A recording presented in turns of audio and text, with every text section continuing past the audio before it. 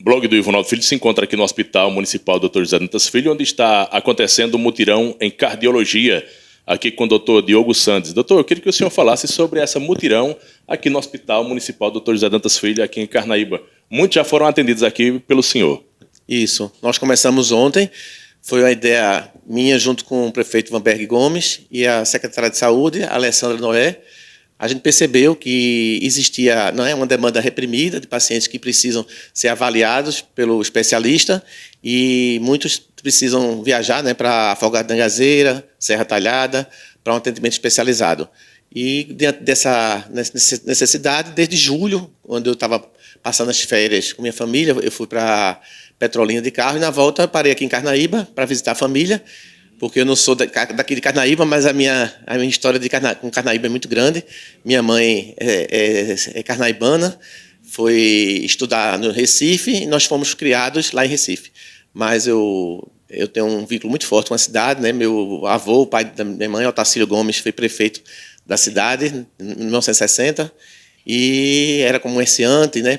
Dono de padaria, mercearia, e criava também gado, e a gente saiu, mas ficou sempre um vínculo muito forte com a cidade, né? Lá na cidade onde eu morei, no Arruda, no Recife, a gente abrigou muitos dos nossos parentes carnaibanos quando precisavam de algum tratamento especializado, né? Foi assim com uma prima minha, Aldelita, filha de Nelito Gomes, meu tio materno, que ela teve um câncer cerebral e precisou fazer uma neurocirurgia, passou um tempo lá conosco.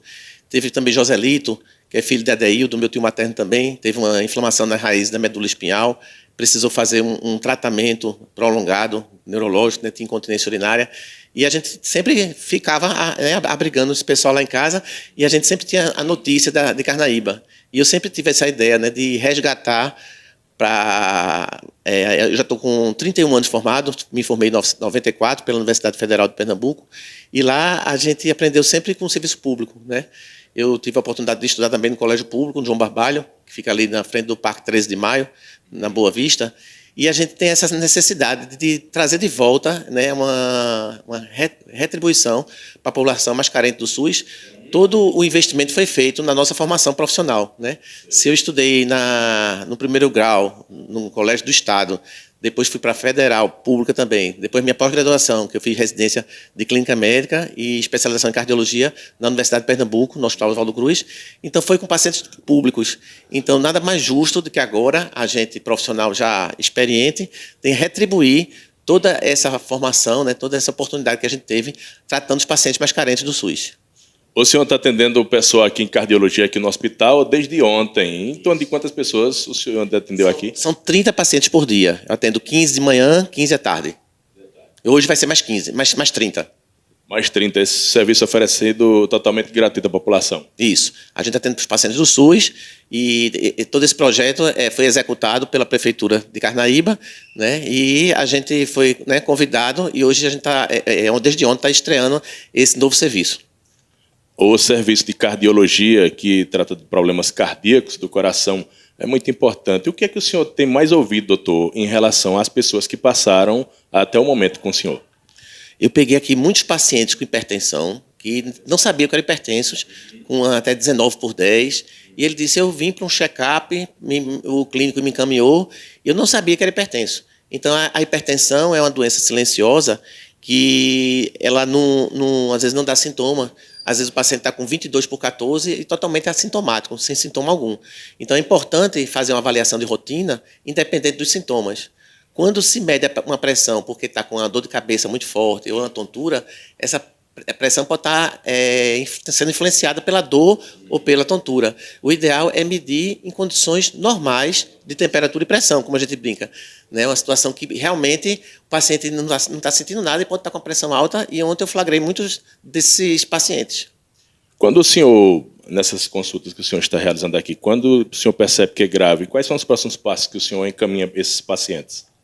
Olha, ontem eu atendi um paciente de 75 anos, uma senhora, que estava com uma função renal alterada, ela tinha os exames de ureia e creatinina alterados, e foi preciso fazer uma série de intervenções.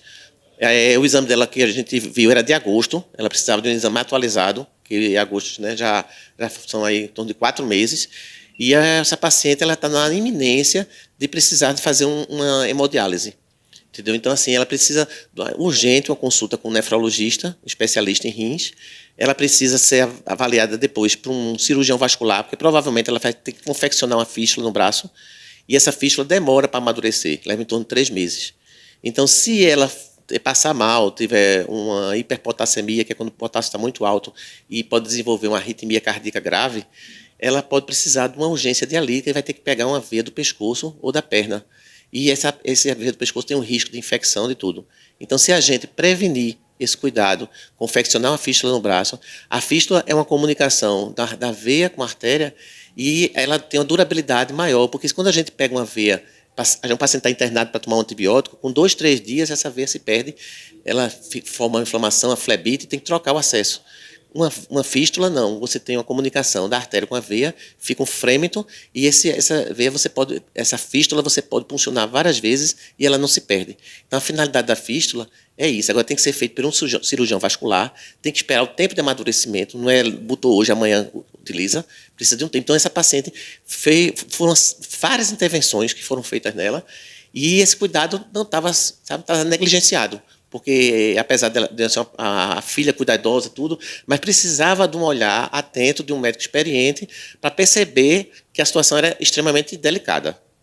O senhor que é cardiologista, especialista em cardiologia, eu queria que o senhor falasse quais são os sinais, doutor, que o corpo pode dar quando alguém está com problema cardíaco no coração?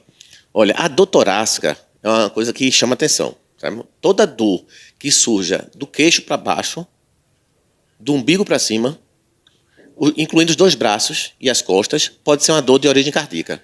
Então tem que estar atento a esse sinal de dor torácica. Agora, existem as dores, a gente classifica a dor torácica em 4 tipos: A, B, C e D. A dor do tipo D é uma dor que provavelmente não cardíaca.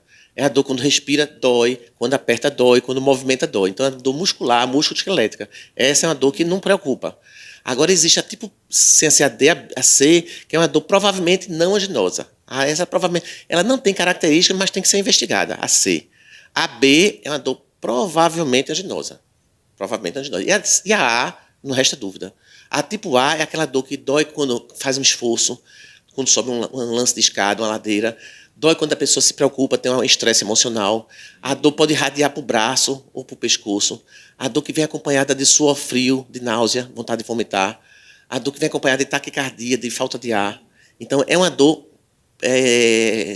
altamente sugestiva de angina. Então, essa dor, se ela surgir com o mínimo esforço, ou é uma dor que surge em repouso, sem esforço nenhum, ela é classificada como angina instável. Que tem a angina estável, com ES, e a angina instável, que é INS. A angina instável é um pré-infarto. O paciente, em qualquer momento, pode evoluir para o infarto. Então, é uma dor que precisa ir para uma emergência, precisa ser internado no ambiente de UTI, porque ele pode ter uma parada cardíaca, uma arritmia cardíaca complexa, e passar mal e vir a falecer. Então, a dor torácica é um sinal que realmente inspira muito cuidados. Outro sintoma é a falta de ar, que a gente, o termo técnico é dispneia. A falta de ar também pode ser de origem pulmonar ou cardíaca, né? Porque o paciente, por exemplo, com edema pulmonar, edema agudo de pulmão, que pode ser devido a uma pressão alta, com o coração que já não está respondendo muito bem, e ele faz uma falta de ar que a causa é cardíaca. Porque o coração e os pulmões são órgãos interligados. Você tem a pequena circulação e a grande circulação. O sangue que vem das pernas, dos braços, dos órgãos, ele vai para o coração do lado direito. Do lado direito ele é jogado para os pulmões. No pulmão o sangue é oxigenado e depois ele volta para o lado esquerdo. Então coração e pulmão são interligados. E uma repercussão no coração repercute no pulmão. Então a gente tem que estar sempre atento aos sintomas de dor torácica, de falta de ar, de palpitação, porque pode ser uma arritmia, paciente que desenvolve uma palpitação taquicárdica, o coração acelerado, então ele tem que estar atento a esses sinais. E perda de consciência. Se o paciente tem uma tontura ou um desmaio, uma síncope, que é o termo técnico, isso aí pode ser uma arritmia cardíaca complexa, ou então a pressão que baixou, então o coração pode estar relacionado com esse sintoma. Então, esses 4 sintomas, dor torácica, falta de ar, a dispneia, palpitação e tontura ou desmaio. Muito bem, aqui não foi uma entrevista, aqui foi uma consulta com o Dr. Diogo Sandi. Doutor, eu quero agradecer pelas suas palavras, pelas suas explicações, que foi de grande valia para quem nos assiste no blog do Ivonaldo Filho e também no programa institucional da Prefeitura Carnaíba da Gente. Muito obrigado e parabéns pelo serviço que o senhor está ofertando aqui no Hospital Zé Dantas. Ok, muito obrigado, prazer em conhecê-lo. Já tinha conhecido o seu trabalho na Festa Zé Dantas, mas a gente não teve a oportunidade de conversar como hoje.